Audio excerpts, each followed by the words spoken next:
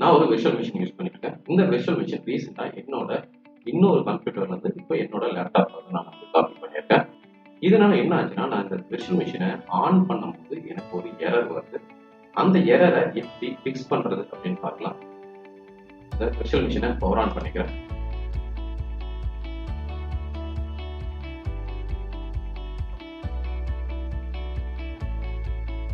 சரிங்க, இதுதான் first level of warning வந்து. அதாவது binary translation is incompatible with long mode on this platform சொல்லுது.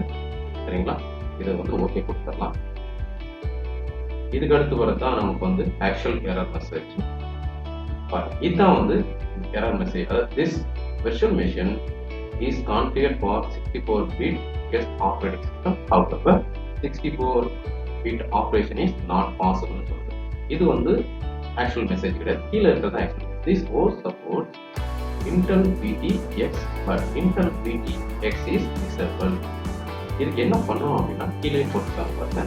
Intel VTX might be disabled BIOS or VMware settings. அதாவது BIOS settings disable ஆகிடலாம் அப்படின்னு சொல்லி இதுக்கு நம்ம என்ன பண்ணணும்னா, முதல்ல இந்த சிஸ்டம் வந்து BIOS செட்டிங்ஸில் போயிட்டு இந்த Intel virtualization technology அப்படிங்கிறத எனேபிள் பண்ணிட்டு அதுக்கப்புறம் தான் இதை ஸ்டார்ட் பண்ணணும். வாங்க அது ட்ரை பண்ணி கொடுத்துடலாம். எரர் வந்து ஓகே கொடுத்துறோம். அதே போல் இந்த வீடியோ வந்து பாஸ் பண்ணி என்னோட மொபைல் ரெக்கார்ட் பண்ணிட்டு ஆட் பண்ணுறேன். சரிங்க, சிஸ்டம் வந்து ரீஸ்டார்ட் பண்ணிடுறேன். சரிங்க, இப்போ பார்த்தீங்கன்னா நான் வந்து என்னோடய லேப்டாப்போட BIOS செட்டிங்ஸில் வந்து இருக்கேன். இப்போது நான் என்ன பண்ணேன்னா, இப்போது சிஸ்டம் மெயின்ற மெனுவில் இருக்கேன். செக்யூரிட்டி, சிஸ்டம் கான்ஃபிகரேஷன், இங்கே வந்துடுறேன். இது கீழே நீங்கள் பார்த்தீங்கன்னா இந்த இடத்துல நான் ஜூம் பண்ணி காட்டுறேன் பாருங்கள். விர்ச்சுவலைசேஷன் டெக்னாலஜின்னு இருக்கு இல்லையா, பாருங்கள்.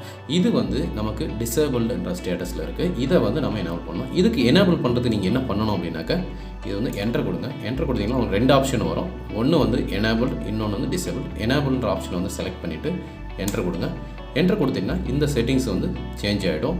இதை வந்து சேவ் பண்ணணும். சேவ் பண்ணுறதுக்கு நீங்கள் என்ன பண்ணலாம் அப்படின்னாக்கா, F10 இல்லை உங்களுக்கு சிஸ்டமில் என்ன ஆப்ஷன் இருக்கோ அதை நீங்கள் ப்ரெஸ் பண்ணிங்கனாக்கா உங்களுக்கு வந்து சேவ் பண்ணிக்கும். இப்போது நான் F10 வந்து ப்ரெஸ் பண்ணிக்கிறேன். ஓகே, F10 வந்து ப்ரெஸ் பண்ணியாச்சு. சரி, இப்போது என்னோடய சிஸ்டம் வந்து ரீஸ்டார்ட் ஆகிடுச்சு. ஓகே, இப்போ பார்த்தீங்கன்னாக்கா நான் BIOS செட்டிங்ஸில் போயிட்டு விர்ச்சுவலைசேஷன் டெக்னாலஜி அப்படிங்கிறத எனேபிள். இப்போ வாங்க இந்த விர்ச்சுவல் மிஷின் வந்து பவர் ஆன் பண்ணி பார்க்கலாம். அந்த எரர் திரும்ப வருதா இல்லை நமக்கு வேற ஏதாவது எரர் வருதா அப்படின்னு பார்க்கலாம். ஃபர்ஸ்ட் நமக்கு வார்னிங் மெசேஜ் வரணும். வார்னிங் மெசேஜ்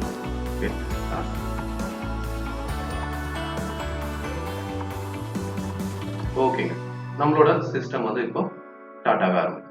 இப்படிதான் நம்ம இந்த எரர் வந்துச்சு, அதாவது VTX எனேபிள் இல்லை அப்படின்னு சொல்லி உங்களோட VMware எரர் வந்துச்சு அப்படின்னாக்க, உங்களோட BIOSல போயிட்டு செட்டிங்ஸை வந்து, அதாவது விர்ச்சுவலைசேஷன் டெக்னாலஜின்ற செட்டிங்ஸை வந்து நீங்கள் எனேபிள் பண்ணீங்க அப்படின்னாக்க ஆட்டோமேட்டிக்காக உங்களுக்கு இந்த VMware வந்து ப்ராப்பராக ரன் ஆக ஆரம்பிச்சு.